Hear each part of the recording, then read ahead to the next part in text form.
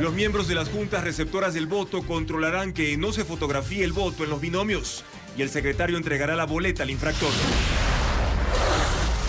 2.000 millones de dólares costará implementar solo 3 de los 25 puntos del acuerdo entre el correísmo y Pachacutic, que incluye la reducción del IVA y no extraer petróleo del Yasuní. El Consejo Nacional Electoral informó que fue notificado por el presidente candidato Daniel Noboa, que hará campaña en forma ininterrumpida del 30 de marzo al 10 de abril. Una cámara de seguridad grabó el momento en que fue asesinado el asesor del vocal del Consejo de la Judicatura, Augusto Verduga, mientras lo acompañaba un almacén de muebles en Daule. En Milagro, 40.000 personas que viven cerca de las riberas del río del mismo nombre fueron afectadas por el desbordamiento. En Loja, el cantón Zapotillo fue declarado en emergencia, también por lluvias y una palizada amenaza un puente en Manabí. La policía captura a alias Momo, quien ordenó la ejecución e incineración de los 4 menores de las Malvinas, según el Ministerio del Interior. En Francia, la justicia condenó a 4 años de cárcel e inhabilitó por 5 años a Marine Le Pen, líder del ultraderechista Partido Agrupación Nacional, acusada de malversación de fondos del Parlamento Europeo. En China se aprobó el transporte y comercialización de taxis voladores autónomos. La prueba se hizo con 12 drones, que cada uno puede llevar a 2 pasajeros. Televistazo muestra las imágenes de los insectos, premiadas a finales del año pasado por la Real Sociedad Entomológica, en la cual participaron 1.000 fotógrafos de 44 países. Uno de los ganadores es un niño de 10 años. Barcelona, con bajas, recibirá Independiente del Valle en el inicio de la fase de grupos de la Copa Libertadores. Lunes 31 de marzo, amigos. Bienvenidos a una nueva emisión informativa. Aquí en Televistazo Estelar les contamos que el Consejo Nacional Electoral definió el diseño de la boleta con la que se va a sancionar a los votantes que fotografíen su voto. El protocolo está listo y Patricio Díaz informa quiénes serán los encargados de ejecutar el control. Finalmente el CNE dio a conocer cómo se procederá con los teléfonos en las mesas de votación. Los miembros de las juntas receptoras controlarán que los electores no los usen para fotografiar el voto el próximo 13 de abril. No se retirará el teléfono, ni se revisará su contenido. El secretario de la mesa electoral, si identifica una infracción, emitirá una boleta al ciudadano y entregará la copia al coordinador del CNE del recinto. Con ese documento, la delegación provincial hará la denuncia ante el Tribunal Contencioso para que lo sancione. Las multas pueden ir de $9.870 a $32.900. Esto tiene que seguir un debido proceso. Él tiene el derecho de defenderse, de presentar los descargos y luego ya los jueces determinarán que efectivamente cometió o no esta infracción electoral. El diseño de la boleta está listo. Se está definiendo la cantidad que será impresa e incorporada al kit electoral. Sin embargo, los candidatos, como suelen hacerlo, podrán mostrar su voto. El CNE aclaró que eso también pueden hacerlo los ciudadanos. No creo que tenga en las 40.000 juntas medios de comunicación o personas que estén detrás del ciudadano para tomarle la foto y con eso actuar. Entonces, la prohibición es en el momento de ejercer el voto. Los delegados de las organizaciones políticas sí podrán utilizar el teléfono en cualquier momento. Durante el conteo de votos, solo uno de los miembros de las juntas podrá usar el dispositivo para hacer las sumas. Las capacitaciones de los vocales sobre estos protocolos se realizarán hasta el día de la elección. Hoy la madre del presidente candidato Daniel Noboa confirmó que la visita a Donald Trump en Estados Unidos no fue oficial. A pesar de eso, analistas políticos aseguran que ese encuentro fue un acierto en esta contienda de la segunda vuelta electoral. Diego Cuenca describe lo que dejó esa reunión presidencial. Que de la reunión entre Daniel Noboa y Donald Trump solo hay una foto y muy poca información. No es algo perjudicial para el candidato a presidente. La foto rápidamente se hizo viral y las redes pronto recogieron reacciones a favor del mandatario. Como destaca el analista Jorge Ortiz. Yo creo que Daniel Noboa ciertamente se anotó un punto con esta reunión con el presidente Trump. No sé cuánto incidirá en el resultado final de la elección, pero que fue un acierto de Noboa, que la dejó un poco mal parada A Luisa González no me cabe la menor duda. Sobre el tema se refirió este lunes Anabela Asín, asambleísta electa y madre de Noboa. En una entrevista radial confirmó que el encuentro no fue oficial. Aunque no fue una visita oficial, pero no importa que haya sido una visita oficial. Fue una visita para decirle lo que necesitamos, que estamos aquí, que tenemos esta problemática de seguridad tan grande, que necesitamos apoyo. De hecho, la visita de Noboa no fue en la Casa Blanca, en Washington, sino en el club privado de Trump, Mar-a-Lago, en Florida. Pero eso y que el gobierno por ahora mantenga bajo llave los detalles de lo conversado puede ser una decisión consciente, acota Ortiz. Deduzco yo, malicio yo, que a lo mejor el presidente Noboa, pues con buen juicio político, prefirió esperar el anuncio concreto de sus acuerdos, de los acuerdos que logró con el presidente Donald Trump para los días finales de su campaña, para redoblar el golpe que dio reuniéndose con él en Florida. Tampoco el gobierno estadounidense se ha pronunciado. Daniel Noboa inició oficialmente su campaña desde el domingo y hoy visitó 2 ciudades de la Sierra, mientras que Luisa González desarrolló su agenda proselitista en Cuenca. Carla Elga detalla las actividades de los presidenciables de cara a la segunda vuelta. 11 días quedan de campaña y los candidatos hunden el acelerador. Apenas hoy Daniel Noboa estuvo en territorio, luego de notificar al Consejo Nacional Electoral que está en campaña hasta el 10 de abril. Noboa mantuvo una agenda discreta. Por fotos publicadas por el Comité Empresarial Ecuatoriano se supo que mantuvo un diálogo en Quito al que no tuvo acceso la prensa. El candidato habló de su plan de gobierno, de seguridad, economía, comercio exterior, lucha contra el comercio ilícito, de competitividad. Habló de fortalecer las alianzas público-privadas y fomentar un modelo económico basado en las exportaciones. En la tarde se supo que estuvo en Imbabura. Se reunió con empresarios, estuvo en una heladería y en un mercado. Luisa González sí informó de su agenda desde las 6 de la mañana. Estuvo en Cuenca en una radio, esta vez relajada. Habló de su familia, su niñez y su vida como madre. A la 1 fue a la laguna de Quimsacocha en la parroquia de Chublim, a reunirse con jóvenes ambientalistas y defensores del agua. La reunión se dio aunque se supo que ella tuvo problemas para acceder a la zona luego de que activistas bloquearan la vía.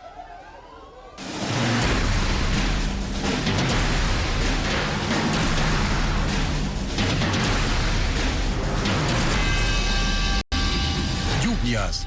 Los estragos aumentan. En Manabí las lluvias siguen causando estragos, especialmente en la vía que une a los cantones Santa Ana y Olmedo. También hay alerta en Colón de Portoviejo por la palizada acumulada en un puente. Informa Karen Ceballos.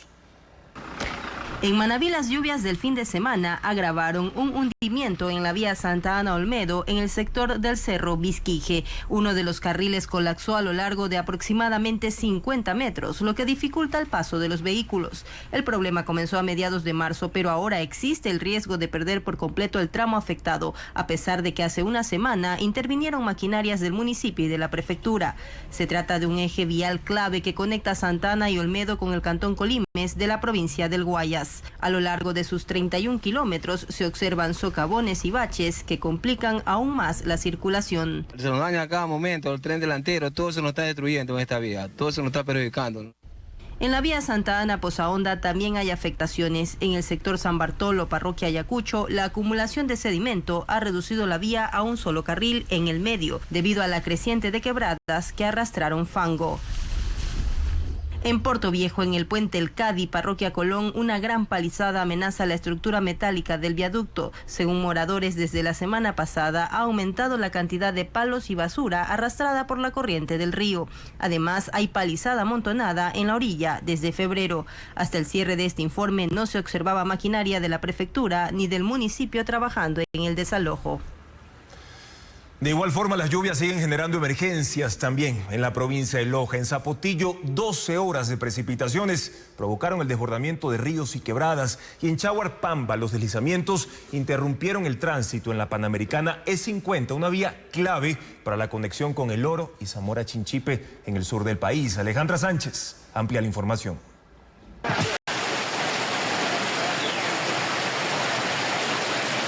Las lluvias continúan causando estragos en la provincia de Loja.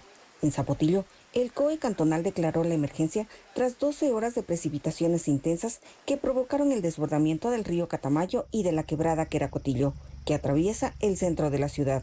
En Limones, la quebrada Malvas se desbordó y la corriente arrastró un camión. El conductor logró salir ileso. Según el municipio, las lluvias dejaron daños en las 7 parroquias de Zapotillo.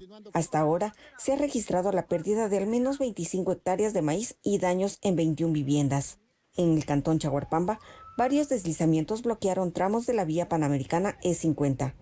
Uno de los puntos más complicados fue en el sector El Doblado, donde una ambulancia quedó atrapada.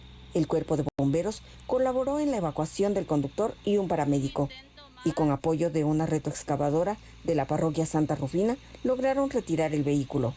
Esta vía conecta a Loja con El Oro y Zamora Chinchipe, y por ella circulan diariamente cerca de 5,000 vehículos.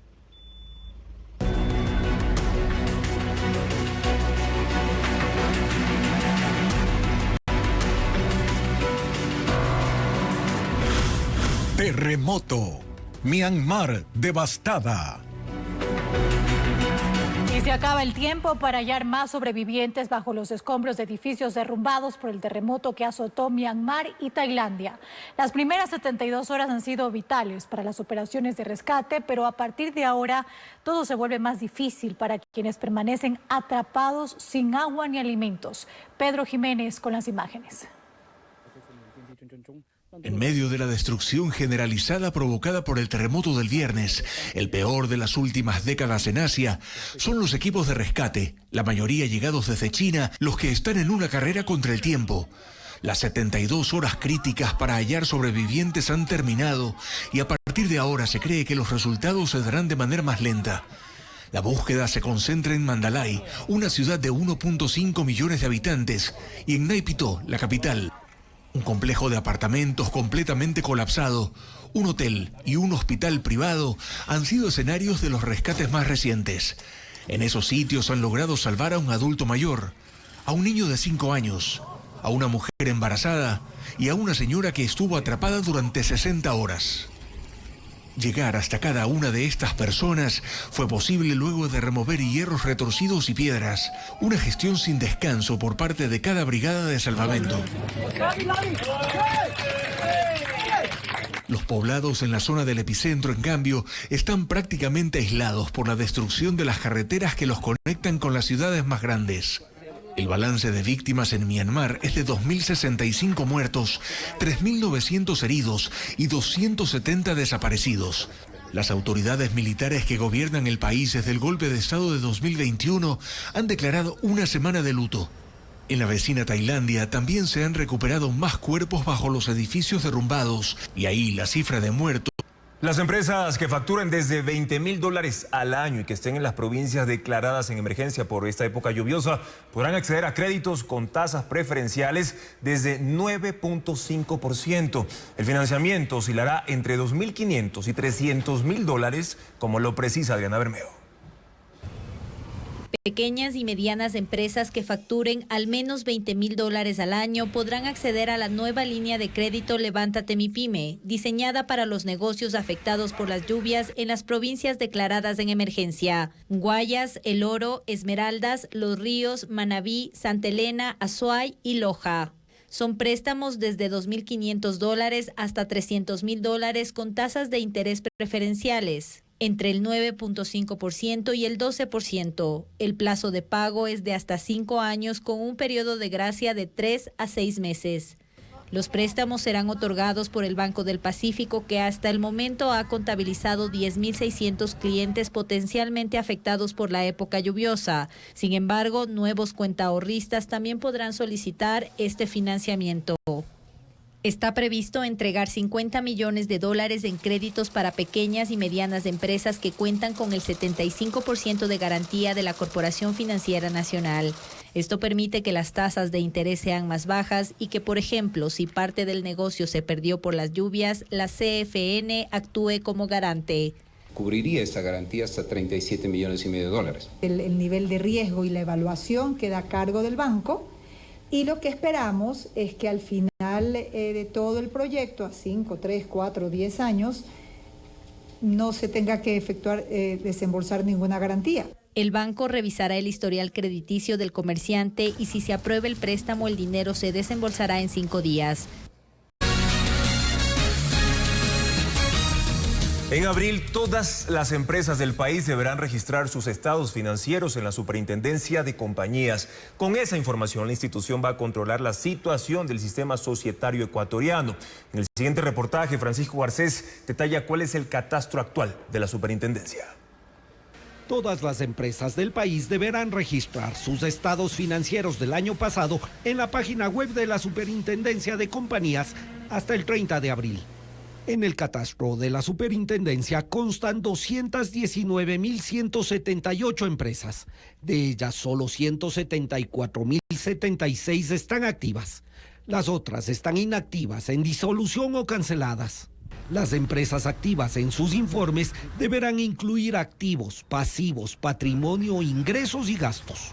Deben agregar los informes de gestión y la información de los socios, accionistas y administradores. En los primeros 3 meses del año, solo 2.477 empresas han presentado sus balances. El 90% son microempresas. En ellos reportaron utilidades netas por $15,5 millones. Con la información ingresada, la superintendencia verificará el cumplimiento de las obligaciones societarias y actualizará la base de datos públicos de compañías. Ese es el sistema oficial de transparencia que permite a los ciudadanos consultar la información de cada empresa. Las firmas que no cumplan el requisito a tiempo serán sancionadas con multas de hasta 12 salarios básicos, es decir, $5.640.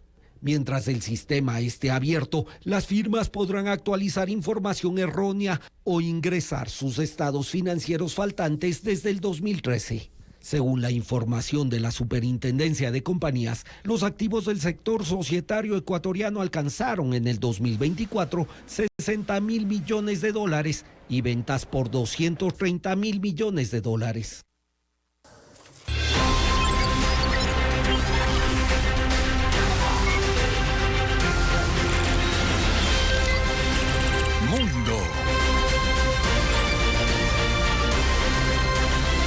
Terremoto político en Francia. La justicia condenó a 4 años de cárcel e inhabilitó por 5 años a Marine Le Pen, líder del ultraderechista Partido de Agrupación Nacional, acusada de malversación de fondos del Parlamento Europeo. Con esta sentencia queda impedida de participar en las próximas elecciones presidenciales. La dirigencia del partido califica el fallo como un atentado contra la democracia. Un tribunal de París anunció esta mañana la sentencia en el caso por malversación de fondos del Parlamento Europeo. La figura principal es Marine Le Pen, líder de la ultraderecha y eurodiputada por el Partido Agrupación Nacional. Ella y otros 20 miembros del partido de ultraderecha fueron hallados culpables por participar en una trama que entre 2004 y 2016 desvió 4.5 millones de euros del Parlamento Europeo para hacer pagos a 12 asistentes del partido, pero que no trabajaban en la Eurocámara. El castigo para Le Pen es una pena de prisión de 4 años, 2 de ellos suspendidos, y los otros 2 pueden estar sujetos al uso de un dispositivo electrónico de localización cuando se resuelva la apelación. Además, una multa de 100.000 euros y la inhabilitación para ocupar cargos públicos durante 5 años. Esta última es de vigencia inmediata, lo que la deja fuera de las elecciones de 2027. Le Pen ha disputado 2 veces la segunda vuelta presidencial y nuevamente aparecía como la carta favorita de la ultraderecha para los siguientes comicios. Ha dicho en varias ocasiones que no tiene responsabilidad en este caso de empleos falsos y el actual presidente del partido, Jordan Bardella, asegura que no solo Le Pen ha sido condenada injustamente, sino que además la democracia francesa ha sido ejecutada. Considera que la sentencia solo busca alejar a Le Pen de la próxima carrera por la presidencia. Estados Unidos cancela las licencias para exportar crudo y derivados desde Venezuela. La medida afecta a empresas como Repsol y otras petroleras asociadas con la venezolana PDVSA y forma parte de una estrategia para aislar al régimen de Nicolás Maduro. Estados Unidos aumenta la presión sobre el régimen venezolano. Pocos días después de que el presidente Donald Trump anunció la imposición de un arancel del 25% a todas las naciones que tengan negocios petroleros y de gas con ese país, ha ordenado cancelar los permisos a varias empresas asociadas con la venezolana PDVSA, entre ellas la empresa española Repsol. Incluye también a otras compañías con operaciones en Venezuela, como la estadounidense Global Oil Terminals, la italiana Eni, la francesa Maruel & Prom y la india Reliance Industries. Las empresas habían recibido permisos especiales para procesar crudo venezolano en sus refinerías, a pesar de las sanciones impuestas anteriormente. Repsol opera en Venezuela desde 1993, donde ha desarrollado múltiples proyectos de exploración y producción de hidrocarburos, y en los últimos 5 años produjo de 30.000 a 50.000 barriles por día. Con ese diálogo Josu Nimas, vocero de la empresa, dijo que buscará mecanismos para continuar con su actividad de exportación desde Venezuela y que están en diálogos constantes con la Casa Blanca. Venezuela es el tercer país proveedor de petróleo a Estados Unidos, por lo que estas compañías habían recibido las licencias de exportación por autorización del expresidente Joe Biden. El cohete de prueba del primer viaje experimental de la empresa alemana Isar Aerospace se estrelló poco después de su lanzamiento desde una plataforma en Andoya, Noruega. El Spectrum perdió control y balance y terminó apagando sus motores antes de caer al mar, sin que todavía se establezcan las causas de la falla.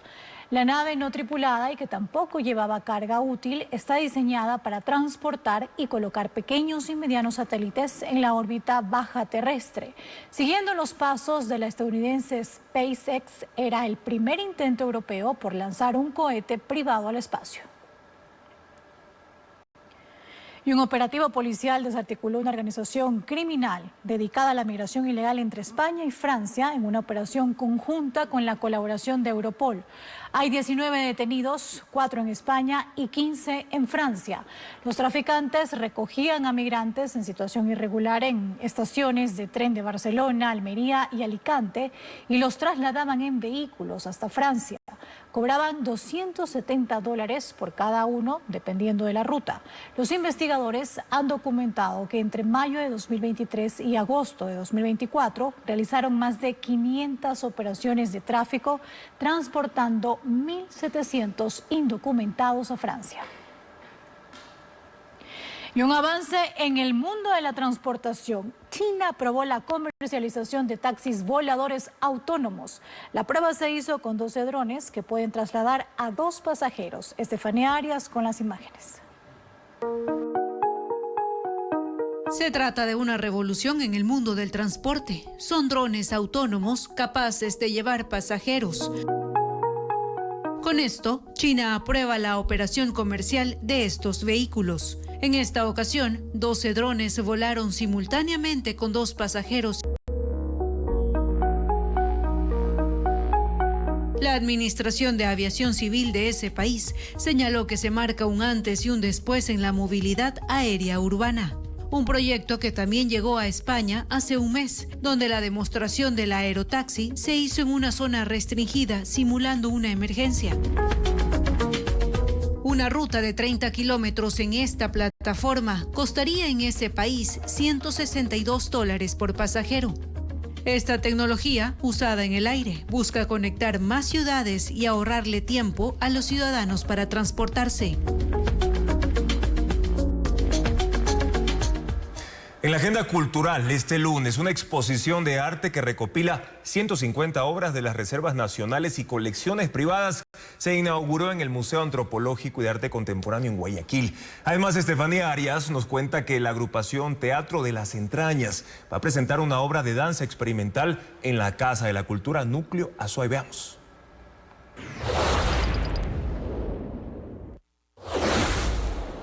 150 piezas de las reservas nacionales y colecciones privadas son parte de esta exposición, denominada La Avanzada Ancestralista, que se inauguró en el Museo Antropológico y de Arte Contemporáneo, MAC, en Guayaquil. obras creadas entre 1956 y 1980, curadas por Rodolfo Kronfle, quien afirmó que la muestra presenta un movimiento vanguardista propio del arte ecuatoriano. La exposición gratuita estará abierta hasta el 12 de octubre, de martes a sábado, de 9 de la mañana a 5 de la tarde.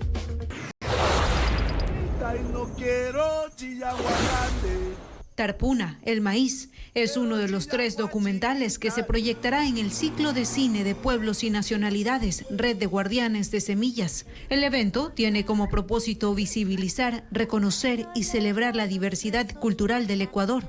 Los otros 2 filmes son Tarpuna, Guardianes del Coco y el Manglar, y Senderos Regenerativos. Las funciones gratuitas serán en la Cinemateca Nacional en Quito, el jueves 3 de abril a partir de las 6 de la tarde.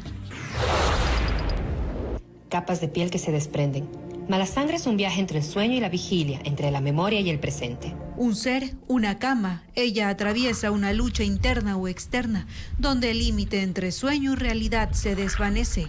La agrupación Teatro de las Entrañas presenta la obra de danza experimental Mal a Sangre en la Casa de la Cultura Núcleo Azuay en Cuenca, interpretada por Jimena Parra. La función será el miércoles 2 de abril a las 19:30. Una cámara de seguridad registró el momento en que fue asesinado el ex asesor del ex consejero de Participación, Augusto Verduga, cuando lo acompañaba a recibir la devolución de dinero en una mueblería en Daule, provincia del Guayas. Los detalles de lo ocurrido con Fabiola Santana. El asesinato de Jimmy Ruiz, asesor del entonces consejero de Participación Ciudadana Augusto Verduga, quedó grabado en una cámara de seguridad en la Plaza de la Aurora en Daule. A las 15:17 del 5 de noviembre de 2024, Verduga ingresó en el vehículo rojo de su asesor. Le siguió un vehículo gris que le daba seguridad y que se parqueó al otro extremo. También un tercer carro negro en el que estaba su cuñado. Todos se bajaron de los autos, se saludaron. Jimmy Ruiz se acercó vestido con una camisa azul. Una empleada ingresa a la mueblería y Verduga le sigue con un acompañante. El ex consejero regresa al parqueadero y no se sube al carro en el que llegó. Ahí se va su asesor. Verduga se va con su cuñado. Ruiz fue abordado por sicarios que estaban en la parte externa. Cuando el carro rojo de Ruiz sale, fue atacado por sicarios que dispararon. Según la policía, ellos estuvieron todo el tiempo en la parte externa observando todo. La semana pasada, en sus redes sociales, Augusto Verduga dijo que acudió a la mueblería en Daule a recibir la segunda parte de una devolución de dinero y lo hizo acompañado por una posible amenaza por teléfono del gerente. 2 días después, el administrador de ese local fue asesinado en la misma plaza. Augusto Verduga es procesado por asociación ilícita por actos relacionados a su cargo y por los mensajes que encontró la fiscalía en su teléfono, celular que él cambió tras la muerte de su asesor, por lo que no se encontró mayor información de ese hecho.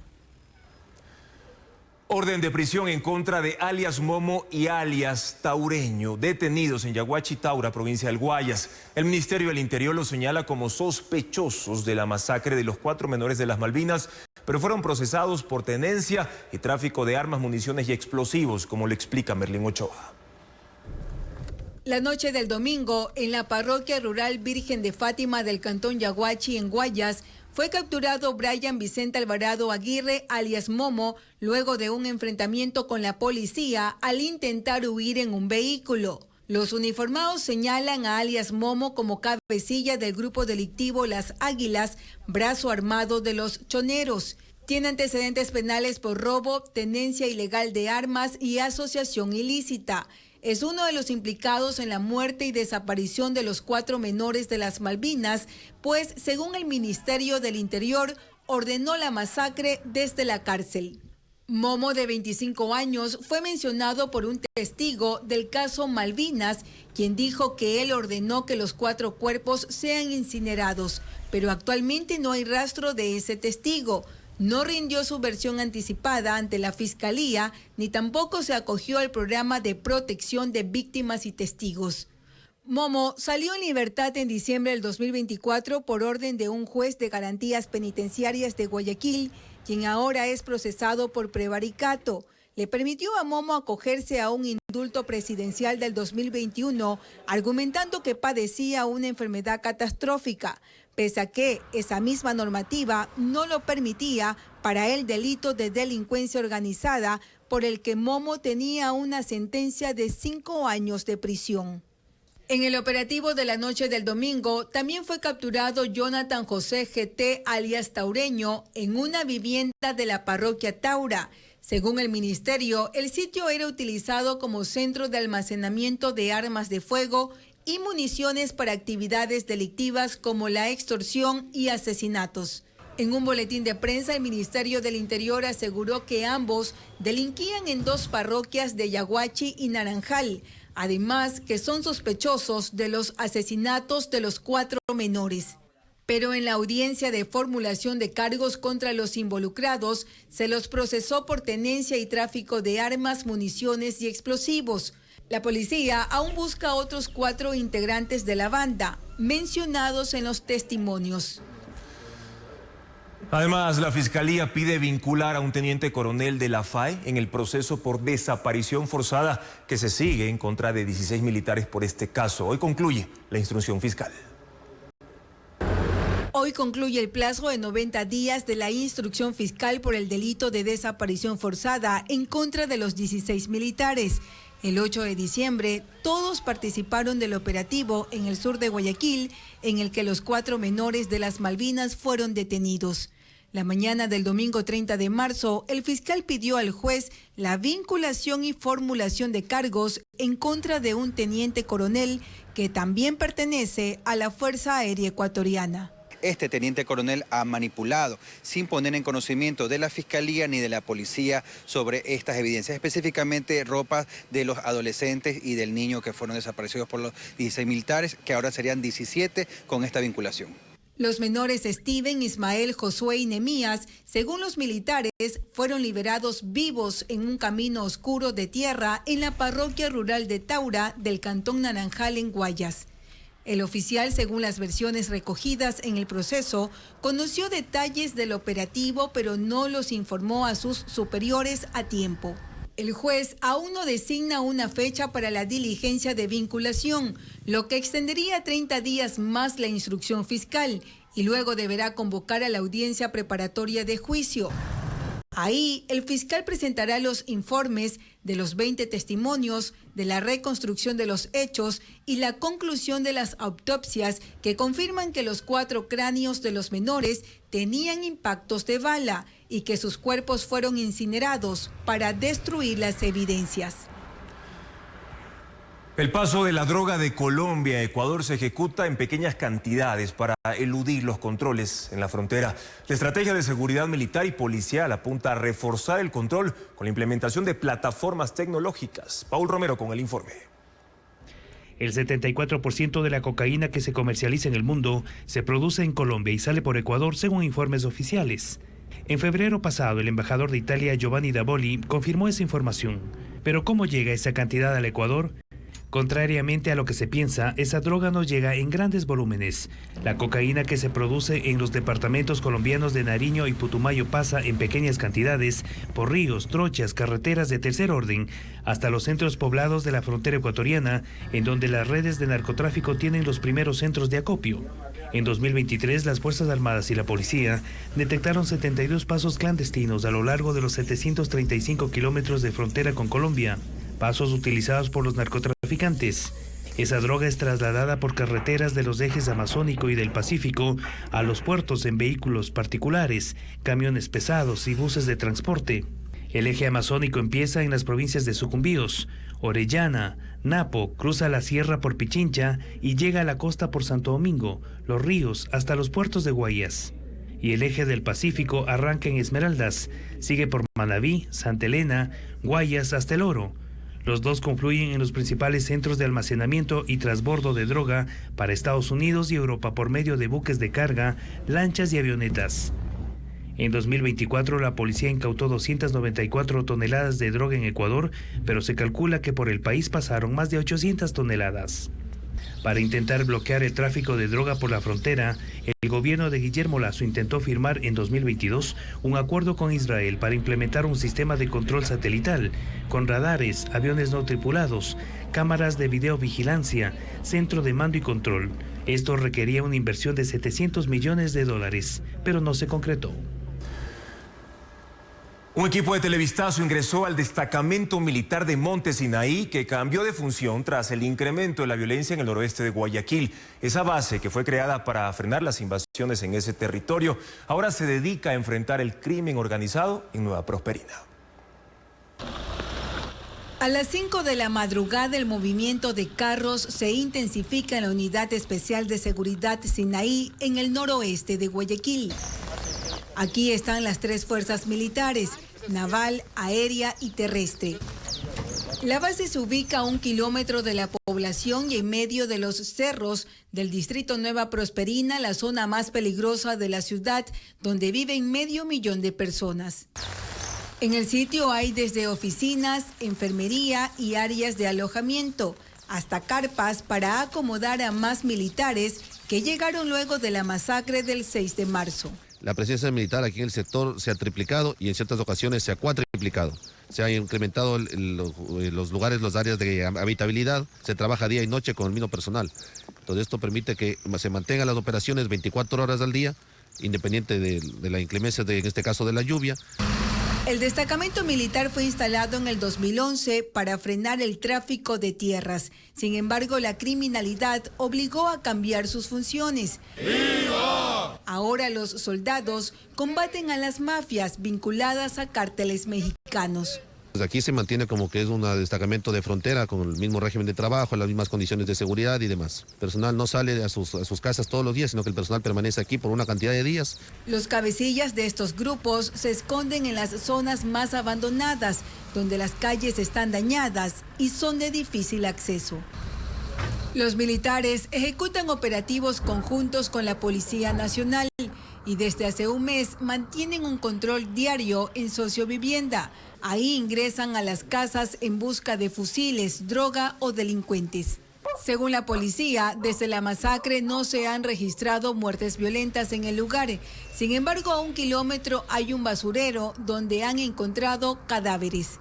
Aparentemente, pues ellos están cercenándoles en otro lugar y aquí para seguir infundiendo el miedo, el terror, están viniendo acá a botar a los cuerpos mutilados. En el destacamento militar se planifican las operaciones que se ejecutan en las 40 cooperativas tomadas por 3 mafias que ahora están fraccionadas y mantienen una guerra sangrienta para tener el control.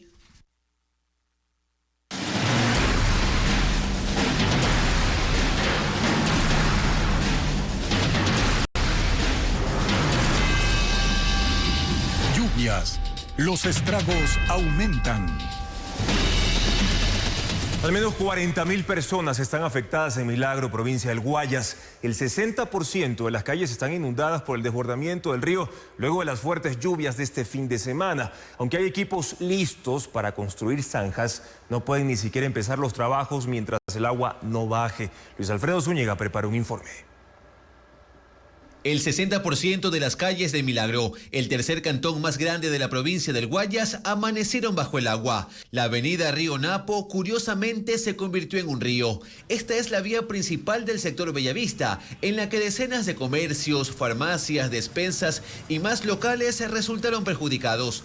Algunos intentaban sacar el agua, otros avanzaban en sus motos tratando de no caer en algún bache, y moradores como David avanzaban descalzos. Y aquí se queda para abajo, son unas 20 cuadras, todo está hasta el fondo, más o menos está hasta la cintura el agua.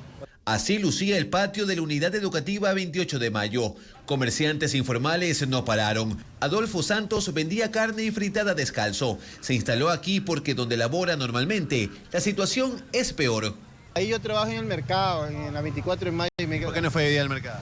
Porque también hay agua, pues. 3 factores confluyeron para este escenario. 5 días de intensas lluvias en este y otros cantones vecinos acumularon 232 milímetros de agua. Eso subió el nivel del río Milagro, que se desbordó, y el aguaje ha tapado los ductos y alcantarillas. En sectores como Dájer pusieron cintas para evitar que ingresen vehículos y se queden botados. Mientras en Unidas Norte, también bajo el agua, Ana Yagual dice estar resignada, porque pasa cada año. Desde la noche de ayer ya el agua comenzó a entrar con más fuerza. Sí, y bueno, esperar que en 2 o 3 días mínimo pueda bajar el agua. Son 40.000 las personas afectadas por el desbordamiento del río y los puntos más críticos son las parroquias y recintos rurales. El COE cantonal sesionó este lunes y aunque se han dispuesto equipos para hacer zanjas y las bombas para extraer agua están habilitadas, no pueden empezar las labores. Mientras el nivel del río, producto de la alta marea de los ríos que están hacia arriba de Milagro, no baje, no podemos hacer absolutamente nada. El alcalde confirmó que un menor de edad falleció el domingo tras caer al río. Aseguró que se entregará agua embotellada en sectores afectados y habrá brigadas móviles de salud. Se prohibió el ingreso de vehículos pesados al cantón en horarios laborales. Un deslizamiento sepultó cultivos, destruyó viviendas y dejó incomunicadas a 200 familias en la comunidad San Vicente de Tablillas, esto en el cantón Guamote. Aunque no se han reportado víctimas, la amenaza sigue latente porque el terreno continúa inestable. Ángel Pilatuña recorrió la zona y nos cuenta más de lo sucedido. Eran las 5 de la madrugada de este lunes cuando un deslizamiento de gran magnitud causó pánico en la comunidad San Vicente de Tablillas, en la parroquia Cebadas del cantón Guamote, en Chimborazo. La tierra se desprendió de un cerro y sepultó 25 hectáreas de cultivos de maíz, papa y pasto. También quedaron destruidas 3 viviendas que ya habían sido evacuadas en enero. Alberto Urquizo perdió 2 hectáreas de plantaciones y sus 3 vacas. Me pierdo todo lo que es que yo aquí existía, aquí pasaba con mis animales. La comunidad de Utucum, Tablillas y Rosas Pamba, donde viven alrededor de 200 familias, quedaron incomunicadas. El deslizamiento destruyó la principal vía de acceso a la cabecera parroquial. Porque esto genera la apertura de una nueva vía, por lo menos una vía de conexión que inmediatamente debemos resolverlo. Querer abrir ahí mismo, querer buscar rehabilitar, es imposible, tenemos que hacer otro. Aunque no se han reportado víctimas, la situación sigue siendo inestable, pues en el área continúan generándose pequeños deslizamientos.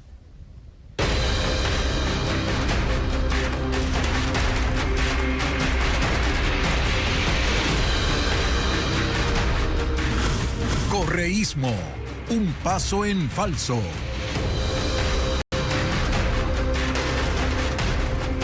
Lo que se anunció como un gran acuerdo de las izquierdas terminó empañado por la ausencia del presidente de la CONAIE, Leonidas Issa. El evento que buscaba apuntalar la candidatura de Luisa González terminó con la suscripción de un documento con 25 compromisos. El movimiento indígena advirtió que su incumplimiento los llevará a las calles, informa Lenín Artieda.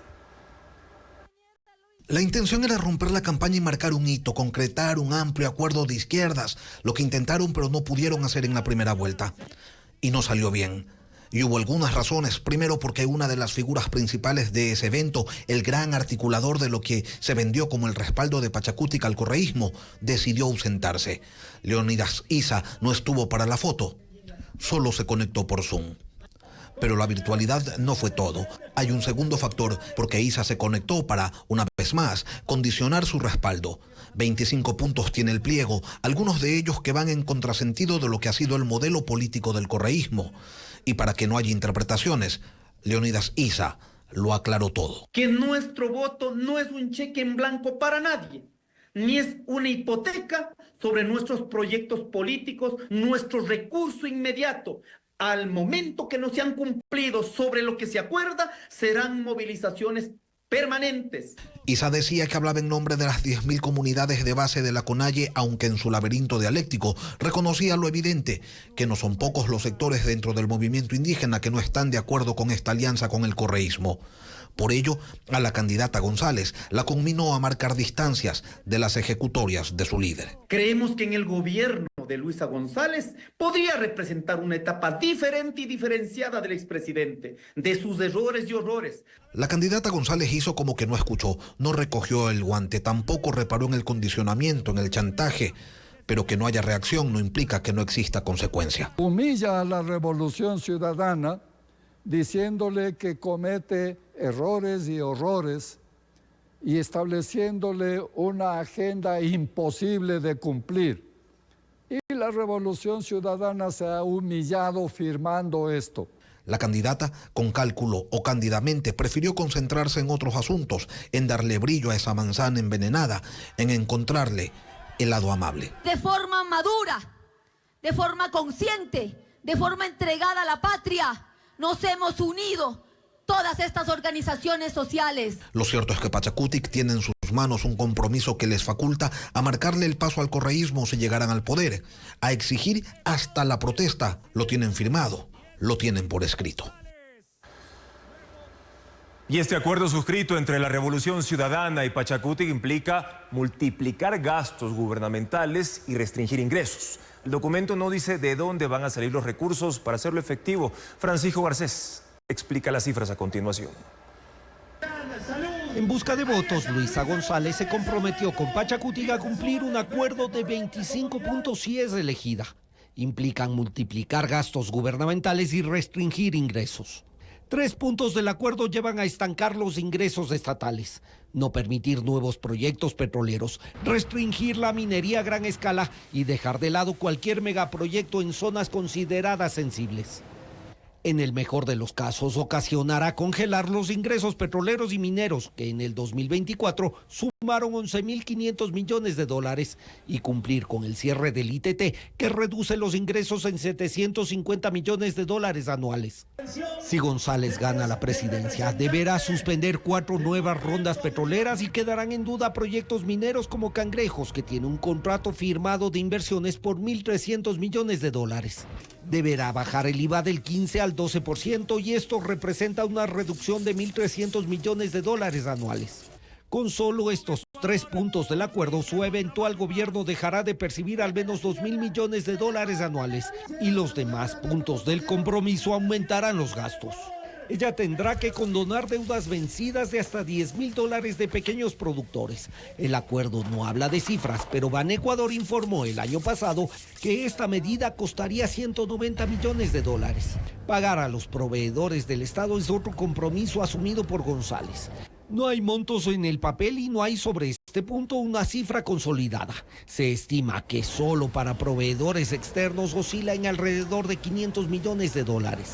Invertir en infraestructura educativa, escuelas, colegios, universidades, comprar medicinas y equipos, contratar médicos y profesores, hacer obras de agua y dotar equipos para enfrentar la inseguridad son otros de los puntos firmados por González. Tampoco en estos las partes se dieron el trabajo de especificar de dónde saldrá el dinero para cumplirlos, sobre todo en un momento en el cual la economía está en recesión y sigue dependiendo en un 30% de los ingresos petroleros. La cercanía de las elecciones se refleja en el movimiento cada vez más intenso de las redes sociales de los candidatos. Además, ambos equipos de campaña contratan espacio en las plataformas digitales para poder multiplicar su alcance. Este mensaje es para ti, cazador de huracanes. No hace falta revisar específicamente las redes de Daniel Noboa o las de Luisa González para que aparezca alguno de sus videos de campaña.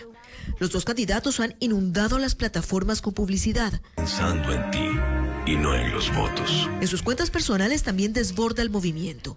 En las de Daniel Noboa resalta la foto que muestra su encuentro con Trump, pero también hay otras publicaciones. Él yendo a misa con su esposa, él firmando un póster con el rostro de su padre, o recomendando a la gente que el 13 de abril decidan qué amigos quieren escoger. ¡Hasta la victoria siempre! Amigos, hermanos y compañeros. Luisa González suele publicar todos sus movimientos. En estas últimas horas ha subido su visita al Puyo, su acuerdo con Pachacutic, sus discursos. Sociales, que hoy nos damos cita. En sus cuentas trabaja la cercanía con las personas. Hay, por ejemplo, un video que la muestra sumándose a las tradiciones locales. Jugo de caña. Llegó la esperanza. Daniel Noboa acostumbra a republicar, sobre todo en sus historias de Instagram, los videos de su esposa recorriendo el país o de su madre, asambleísta electa. En las cuentas de Luisa González, la presencia de Rafael Correa es ahora mucho menor que en la campaña de primera vuelta, aunque en esto de convertir las fotos al estilo anime no pudo resistirse a la tentación de deslizar su fotografía entre una serie de imágenes. Movimiento intenso en una campaña a la que le quedan apenas 10 días más. La Agencia Nacional de Regulación, Control y Vigilancia Sanitaria, ARCSA, presentó el aplicativo móvil que va a permitir ubicar los locales de comida que cumplen con las medidas de higiene necesarias. De hecho, la aplicación ya está disponible para el país. En este restaurante, hace ratón que no limpiaban. Desde 2024, la Agencia de Regulación y Control Sanitario ARCSA ganó popularidad en las redes sociales por los videos de sus operativos de control en restaurantes del país. En TikTok, por ejemplo, tiene 382,000 seguidores y sus videos llegan a tener hasta 4 millones de likes. Ahora una actualización de su aplicativo permitirá que los usuarios identifiquen los restaurantes que cumplen con las medidas sanitarias y estén a 10 kilómetros de su ubicación. También se puede realizar la búsqueda de restaurantes calificados por cantón y por nombre comercial. Y cuando se selecciona un local, permite enlazarse con Google Maps para acceder a la ruta. En el evento de lanzamiento se entregaron más de 70 certificaciones a 58 locales de comida del país. La cual garantiza calidad, inocuidad, desde la infraestructura, el manejo adecuado de alimentos y el nivel de conocimiento que tienen cada uno de los que preparan estos platillos para servir a sus clientes. El proceso para obtener el certificado sanitario es gratuito y se realiza en las oficinas de las coordinaciones zonales del ARCSA o en la aplicación. En 2024 se entregaron 600 certificaciones a nivel nacional. Los restaurantes y cafeterías deben aprobar el proceso cada año. Además, el ARCSA informó que en 2024, 426 locales de comida fueron clausurados a nivel nacional y en lo que va del 2025 se han realizado cerca de 500 controles y fueron clausurados 26 locales entre restaurantes y cafeterías. La multa por incumplir las medidas sanitarias es de $4.500 de acuerdo con la ley. La 66ª edición de la Regata Guayaquil Vinces se desarrolló este domingo ante la presencia de 60,000 personas que se congregaron en ese cantón. Odette Camacho nos cuenta que en este evento deportivo cada vez se involucran más jóvenes. La edición número 66 de la Regata Guayaquil Vinces arrancó en el Malecón 2000 en Guayaquil con 58 fuerabordistas. Recorrieron 68 millas náuticas, pasaron por Guayaquil, San Borondón, Salitre, Bagatela, Antonio Sotomayor y Vinces. Es una competencia náutica que se realiza en pequeñas embarcaciones de fibra con motores fuera de borda. El primero en llegar fue Luis Ernesto Rodríguez, bicampeón de la regata.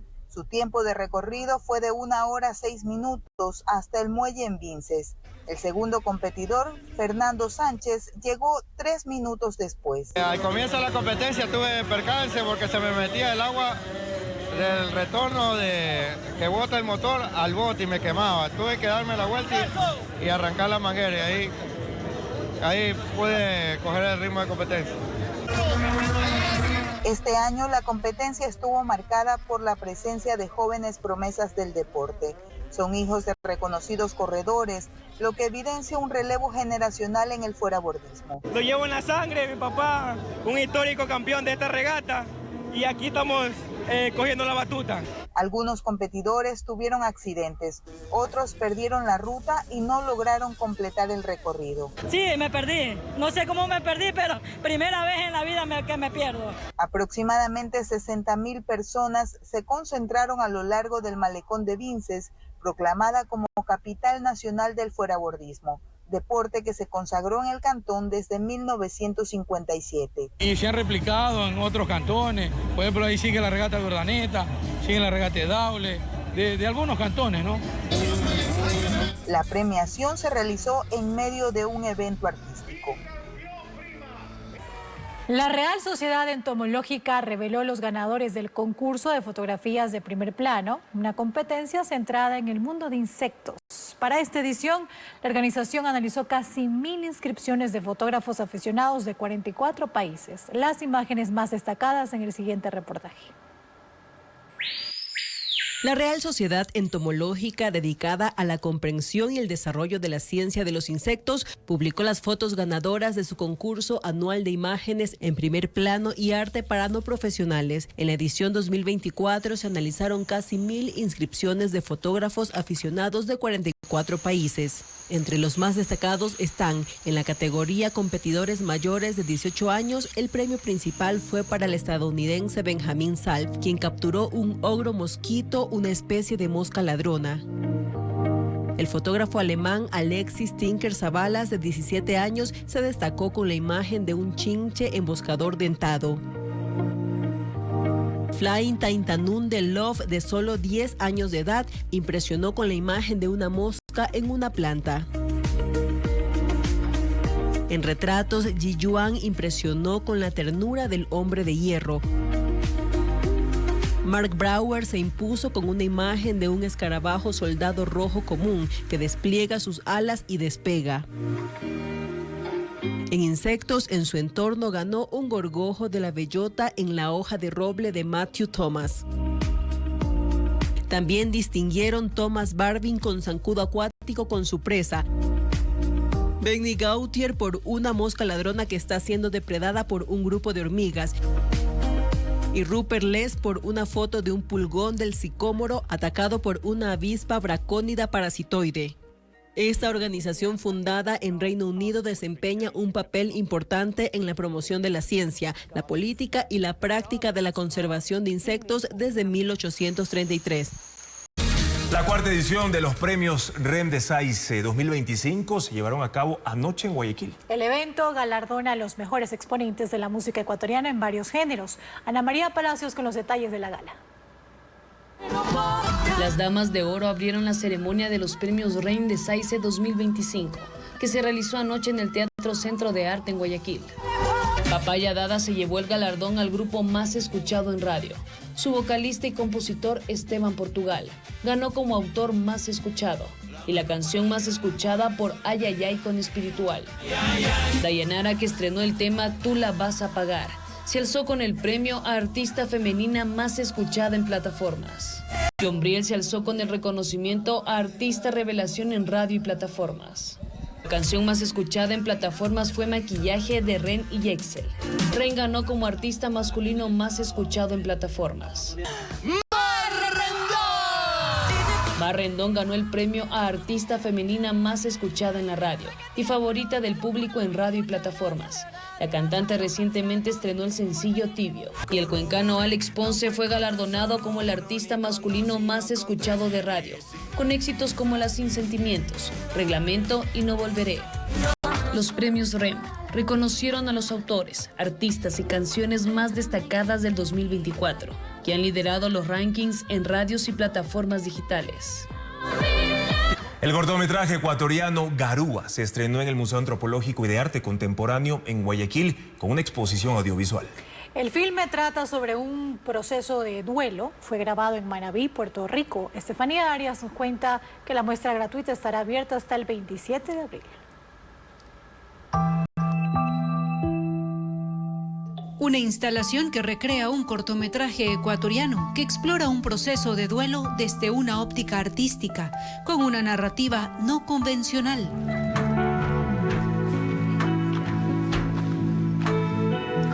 Lucía, una extranjera, recorre la costa del país intentando superar la muerte de su madre en el año 2021. Garúa, un filme sin diálogos y cargada de simbolismo, se estrenó en el Museo Antropológico y de Arte Contemporáneo MAC en Guayaquil, inspirada en la historia de la fotógrafa húngara Catalina Kucher y dirigida por Javier Andrade. Empezó a darse un proceso súper bonito, creativo, de qué tal si la cámara no se mueve mucho, qué tal si es una película de silencios, de sonidos no de diálogos, sino de la playa, del mar, del viento y del sonido de la soledad. El cortometraje fue grabado en 3 localidades de Manabí, en Puerto López, en Ayampe y en Puerto Rico. En este último sitio se debe al viaje que hizo Catalina con su familia en busca de un escape. Yo soy nadadora, he nadado toda mi vida y en pandemia descubrí el tema de nadar en aguas abiertas porque no había para nadar en piscinas. Así que me conecté inmediatamente con el mar y estar en el mar y estar cerca del mar me trae paz, es una forma de meditar, es una forma de conectar con mi mamá. El papel principal es protagonizado por la española Lidia Navas. Es más inmersivo, ¿no? Es como que tienes que meterte mucho en la piel del personaje, de Lucía. Así, va pasando por una transformación emocional.